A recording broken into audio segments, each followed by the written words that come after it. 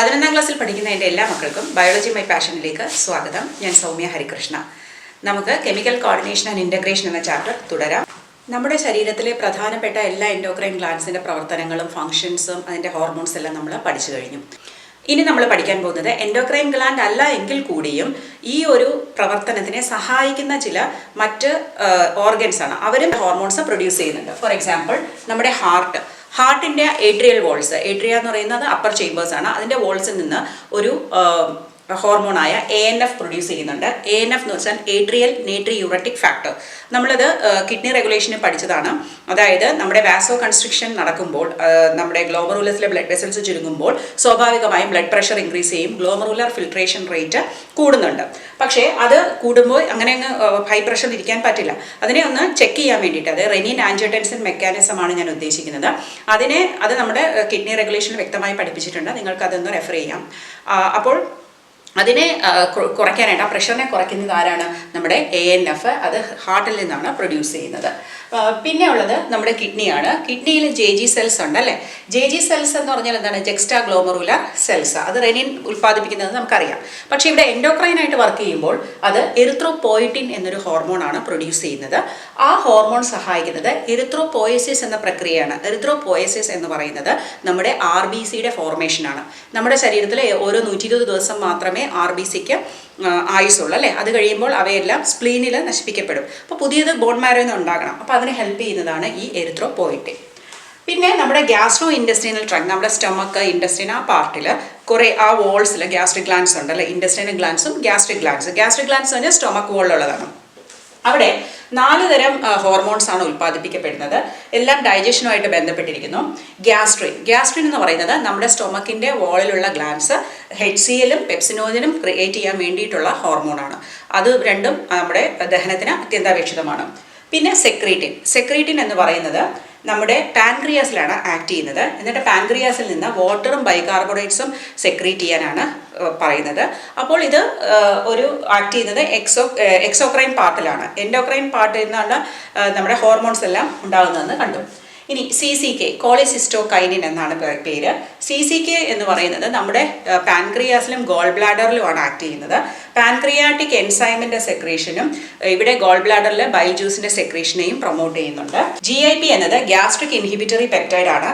അത് തടയുന്നു. എന്താണ്? ഈ ഗ്യാസ്ട്രിക് സെക്രീഷനും മോട്ടിലിറ്റി, അതായത് മൂവ്മെൻറ്റ് ഓഫ് അതൊക്കെ കുറയ്ക്കും. കാരണം നമ്മുടെ ഡൈജഷൻ പ്രോസസ്സ് കഴിഞ്ഞു കഴിഞ്ഞാലായിട്ട് അതൊക്കെ ഒന്ന് സ്റ്റോപ്പ് ചെയ്യും. സോ ഇതൊക്കെയാണ് നമ്മുടെ എൻഡോക്രൈൻ ഗ്ലാൻഡ് അല്ലാതെ ഹോർമോൺസ് പ്രൊഡ്യൂസ് ചെയ്യുന്ന നമ്മുടെ ശരീരത്തിലെ ചില അവയവങ്ങൾ. നമ്മുടെ ശരീരത്തിൽ ഉൽപ്പാദിപ്പിക്കുന്ന ഹോർമോൺസിൻ്റെ നേച്ചർ അല്ലെങ്കിൽ ബയോകെമിക്കൽ നേച്ചർ പലതരത്തിലാണ്. അത് ഏതൊക്കെയാണെന്ന് നമുക്കിപ്പോൾ നോക്കാം. കെമിക്കൽ നേച്ചറിൻ്റെ ബേസിസിൽ ഹോർമോൺസിനെ പലതായിട്ട് ക്ലാസിഫൈ ചെയ്യാം. ആദ്യത്തെ group peptide, polypeptide, protein hormones. ഇവയിലെല്ലാം അമിനോ ആസിഡ്സ് പെപ്റ്റൈഡ് ബോണ്ട് കൊണ്ട് കണക്റ്റ് ആയിരിക്കുകയാണ്. അതിന് എക്സാമ്പിളാണ് insulin, glucagon, pituitary hormones, hypothalamic hormones എല്ലാം. ഇനി രണ്ടാമത്തെ കാറ്റഗറി സ്റ്റിറോയിഡ്സ് ആണ്. സ്റ്റിറോയിഡ്സിൻ്റെ മോഡ് ഓഫ് ആക്ഷൻ ഡിഫറെൻ്റ് ആണ്. അത് നമ്മളിനി പഠിക്കും. അതിന് എക്സാമ്പിളാണ് കോർട്ടിസോൾ, പിന്നെ ടെസ്റ്റോസ്റ്റെറോൺ, ഇസ്ട്രാഡിയോൾ ആൻഡ് പ്രൊജസ്റ്ററോൺ. പിന്നെ നമ്മുടെ തൈറോയിഡ് ഹോർമോണായിട്ടുള്ള അയഡോതൈറോണിൻസ് ആണ് മൂന്നാമത്തെ കാറ്റഗറി. അതുകൂടാതെ നമ്മുടെ അഡ്രിനൽ ഗ്ലാൻഡിൻ്റെ എപ്പിനെഫ്രിൻ എന്ന് പറയുന്നത് ഒരു അമിനോ ആസിഡ് ഡെറിവേറ്റീവാണ്. ഇനി എങ്ങനെയാണ് ഹോർമോൺസ് നമ്മുടെ ശരീരത്തിൽ ഈ ഫിസിയോളജിക്കൽ റെസ്പോൺസ് അല്ലെങ്കിൽ മാറ്റങ്ങൾ വരുത്തുന്നത് എന്നാണ്. പലതരം ഹോർമോണിന് പലതരം ആക്ടിവിറ്റീസ് ആണ് ഉള്ളത്. അതിൽ മെയിനായിട്ട് സ്റ്റിറോയിഡ് ഹോർമോൺസിന് ഒരു സെപ്പറേറ്റ് ആക്ടിവിറ്റിയാണ്. അല്ലെങ്കിൽ മറ്റെല്ലാ ഹോർമോൺസ്, പെപ്റ്റൈഡ് ഹോർമോൺസ്, പ്രോട്ടീൻ ഹോർമോൺസിനൊക്കെ മറ്റൊരു ആക്ടിവിറ്റിയാണ്. അപ്പോൾ രണ്ടും എപ്പോഴും ഒരു ഹോർമോൺ നമ്മുടെ സെല്ലിലേക്ക് വരുമ്പോൾ അത് സെല്ലിലാണ് മാറ്റങ്ങൾ വരുത്തുന്നത് അല്ലേ?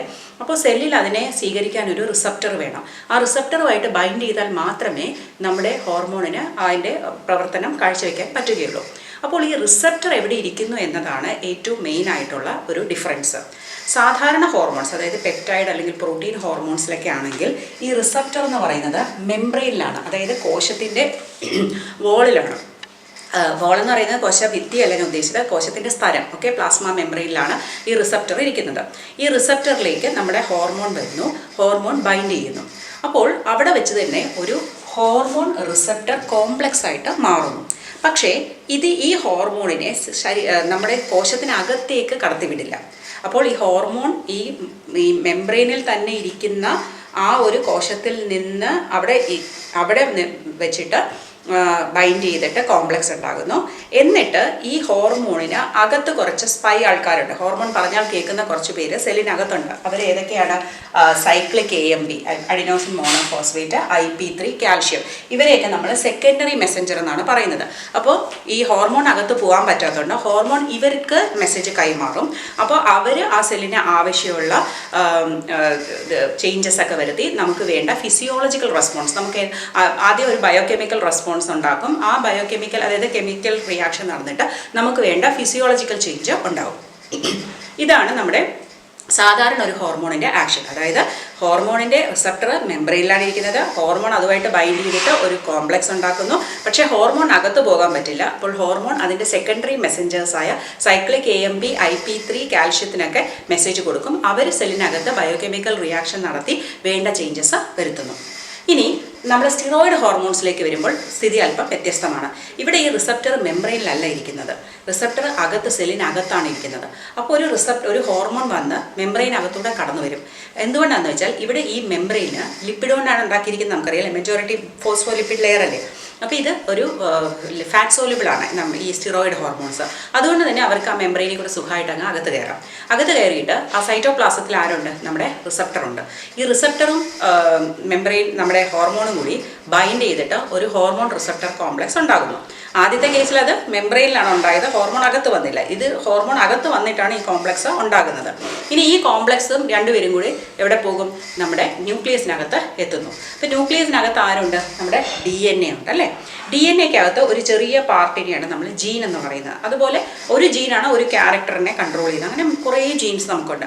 അപ്പോൾ ഈ ഏത് ജീനാണോ നമുക്കിപ്പോൾ പ്രോട്ടീൻ ഉൽപ്പാദിപ്പിക്കാൻ വേണ്ടത് അതിനെ ടാർഗറ്റ് ചെയ്യുകയാണ് ഇവിടെ ചെയ്യുന്നത്. അപ്പോൾ ഈ ഹോർമോൺ എന്ത് ചെയ്യും? ആ ജീനിനെ ആദ്യം ട്രാൻസ്ക്രിപ്ഷൻ എന്നൊരു പ്രോസസ്സിന് വിധേയമാക്കി ഈ DNA-യിൽ നിന്നുള്ള ഇൻഫർമേഷനെ ഒരു RNA-യിലിട്ട് കോപ്പി ചെയ്യും. അതിനെ പറയുന്ന പേരാണ് mRNA അഥവാ മെസ്സഞ്ചർ RNA. അതൊരു ട്രാൻസ്ക്രിപ്ഷൻ പ്രോസസ്സാണ്. ഇനി ഈ mRNA അത് വീണ്ടും ട്രാൻസ്ലേഷൻ എന്ന പ്രോസസ്സിൽ കൂടി ആ മെസ്സേജ് അല്ലെങ്കിൽ ആ ഇൻഫർമേഷൻ അനുസരിച്ചുള്ള പ്രോട്ടീൻ ഉണ്ടാക്കും. അപ്പോൾ ഈ പ്രോട്ടീൻ ഉപയോഗിച്ച് നമുക്ക് വേണ്ട ചേഞ്ചസ് ബോഡി പ്രോട്ടീൻ എന്ന് പറയുമ്പോൾ അത് ചിലപ്പോൾ ഒരു റിസപ്റ്റർ ആകാം, അല്ലെങ്കിൽ ഒരു സിഗ്നലിംഗ് മോളിക്യൂൾ ആകാം, അല്ലെങ്കിൽ ട്രാൻസ്പോർട്ട് മോളിക്യൂൾ ആകാം. മോസ്റ്റ്ലി അത് എൻസൈംസ് ആണ്. അപ്പോൾ ഈ എൻസൈംസിന് നമുക്ക് വേണ്ട ചേഞ്ചസ് ഒക്കെ ഉണ്ടാക്കാനും പറ്റുന്നുണ്ട്. അപ്പോൾ അങ്ങനെയാണ് ഫിസിയോളജിക്കൽ ഗ്രോത്ത് സംഭവിക്കുന്നത്. ഗ്രോത്ത്, റിപ്പയർ ഓഫ് ടിഷ്യൂ ഒക്കെ നടക്കുന്നത്. അപ്പോൾ ഇതിൻ്റെ രണ്ടിൻ്റെ ആക്ഷനിൽ പ്രധാനമായിട്ട് ശ്രദ്ധിക്കേണ്ടത് ഇവിടെ ഇൻ്റർ സെല്ലുലാറാണ്. സെല്ലിനകത്താണ് റിസപ്റ്റർ ഇരിക്കുന്നത്. ഇവിടെ മെംബ്രെയിനിലാണ് റിസപ്റ്റർ ഇരിക്കുന്നത്. അപ്പോൾ ഇത് സെല്ലിനകത്ത് വന്നിട്ട് DNA-യിൽ ചേഞ്ച് ഉണ്ടാക്കുന്നത് കൊണ്ടാണ് കുറച്ചും കൂടി നമ്മൾ കോഷ്യസ് ആയിരിക്കണം എന്ന് പറയുന്നത്. നമ്മൾ സ്റ്റിറോയിഡ്സ് പ്രിസ്ക്രൈബ് ചെയ്യുന്ന ഡോക്ടേഴ്സ് എല്ലാം നമ്മളെ കോഷൻ ചെയ്യും. അത് കറക്റ്റ് പ്രിസ്ക്രൈബ്ഡ് എമൗണ്ടിൽ വളരെ ചെറിയ ഡോസിലേ നമ്മൾ എടുക്കാറുള്ളൂ. ചില ഡിസീസ്, എസ്പെഷ്യലി സ്കിൻ ഡിസീസിനൊക്കെ നമുക്ക് സ്റ്റിറോയിഡ്സ് പ്രിഫർ ചെയ്യാറുണ്ട്. അപ്പോൾ അതൊക്കെ നമ്മൾ പ്രൊലോങ്ഡ് ആയിട്ടൊക്കെ യൂസ് ചെയ്യും. മറ്റ് ടാബ്ലറ്റ്സ് കഴിക്കുന്നത് പോലെ പ്രൊലോങ്ഡ് യൂസ് ചെയ്യാൻ പറ്റില്ല. ഡോക്ടർ പറയുന്ന വളരെ കറക്റ്റായിട്ടുള്ള അളവിൽ മാത്രമേ ഉപയോഗിക്കാവുള്ളൂ. കാരണം അത് DNA-യിലാണ് ചേഞ്ച് വരുത്തുന്നത്. അതേസമയം ഈ ഹോർമോൺസ് നമുക്ക് അത്ര പ്രശ്നമുള്ളതല്ല. അപ്പോൾ ഇതൊക്കെയാണ് നമുക്ക് ഈ ചാപ്റ്ററിലും പഠിക്കാനുള്ളത്. ഇതോടെ നമ്മുടെ ഹ്യൂമൻ ഫിസിയോളജിയിലെ എല്ലാ ചാപ്റ്റേഴ്സും ഞാൻ കവർ ചെയ്ത് കഴിഞ്ഞു. നിങ്ങൾക്ക് അടുത്ത ഏതെങ്കിലും ചാപ്റ്റർ പ്രിഫറൻസ് ഉണ്ടെങ്കിൽ തീർച്ചയായിട്ടും അറിയിക്കുക. അപ്പോൾ ക്ലാസ് എല്ലാം ഇഷ്ടപ്പെടുന്നുണ്ടെങ്കിൽ നിങ്ങൾ തീർച്ചയായിട്ടും ലൈക്ക് ചെയ്യണം. പിന്നെ നിങ്ങളുടെ ഫ്രണ്ട്സുമായിട്ടൊക്കെ ഒന്ന് ഷെയർ ചെയ്താൽ വളരെ ഉപകാരമായിരുന്നു. ഒപ്പം തന്നെ സബ്സ്ക്രൈബ് ചെയ്തിട്ടില്ലെങ്കിൽ തീർച്ചയായിട്ടും സബ്സ്ക്രൈബ് ചെയ്യുക. Thank you for watching biology my passion.